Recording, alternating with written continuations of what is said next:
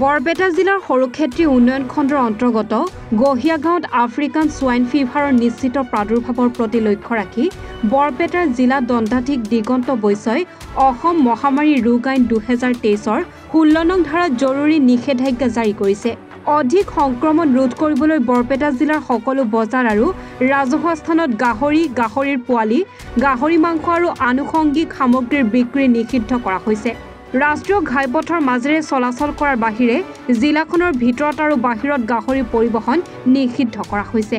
জনসাধাৰণক গাহৰিৰ মৃতদেহ মুকলি পথাৰ, জলভাগ বা অন্যান্য উন্মুক্ত ঠাইত পেলোৱাত কঠোৰ নিষেধাজ্ঞা আৰোপ কৰা হৈছে। পশু চিকিৎসা বা জিলা বিষয়াৰ পৰা গাহৰিৰ মৃত্যু বা SSFৰ লক্ষণৰ সৈতে জড়িত তথ্য লাভ কৰাটো শাস্তিযোগ্য অপৰাধ হিচাপে গণ্য কৰা হ'ব। ইয়াৰ উপৰিও আক্ৰান্ত অঞ্চলৰ 1 কিলোমিটাৰ ব্যাসাৰ্ধৰ ভিতৰত 4 জন বা তাতকৈ অধিক লোকৰ সমাৱেশত বাধা আৰোপ কৰা হৈছে। এই আদেশ উলংঘা কৰিলে IPCৰ 188 নং ধাৰাত দণ্ডনীয় হ'ব। ASF মানে African swine fever. Swine fever এইটো আপোনাৰ কেনিয়াত জন্ম হৈছিলে, আফ্ৰিকাৰ কেনিয়াত এই বেমাৰটোৰ জন্ম। আৰু এই বেমাৰটো এতিয়া আপোনাৰ গোটেই পৃথিৱীতে ঘূৰিলে। আৰু আমাৰ অসমত আপোনাৰ 2020 চনত আহিলে এইটো চাইনাৰ পৰা অৰুণাচল হৈ পেলাই ধেমাজি। প্ৰথম অসমত ধেমাজি আৰু লখিমপুৰ আক্ৰান্ত হ'ল, তাৰপিছত গোটেই অসম বিয়পিলে এইটো। ইয়াৰ পিছত আপোনাৰ গোটেই ভাৰতবৰ্ষ বিয়পিছে। পঞ্জাৱ, হাৰিয়ানা, UP গোটেইখিনিত এইটো ASF আমাৰ ভাৰতবৰ্ষত আহিলে 2020 চনত। ইয়াৰ কোনো চিকিৎসা নাই।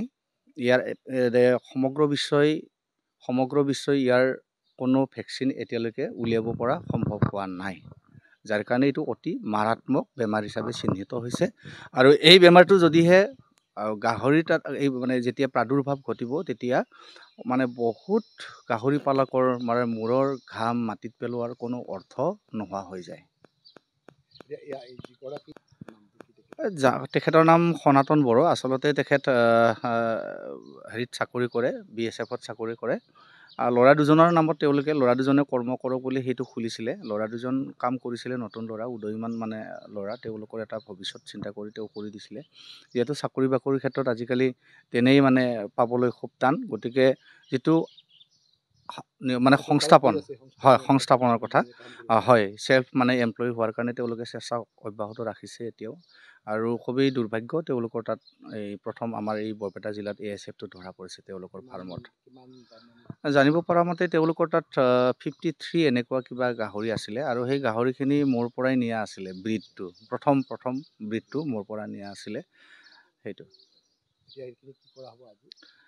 শুনিব পাৰিছোঁ যে বিভাগীয় কৰ্তৃপক্ষই আজি যিটো ভেটেনেৰি ডিপাৰ্টমেণ্ট, তেওঁলোকে আজি কালিঙৰ ব্যৱস্থা কৰিছে। সেইটো মাছ কালিং হ'ব সেইখিনি।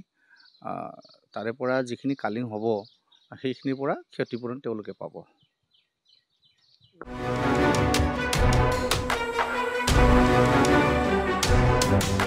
বৰপেটাৰ পৰা গীতাঞ্জলি শৰ্মাৰ ৰিপৰ্ট, NE Bharat 24।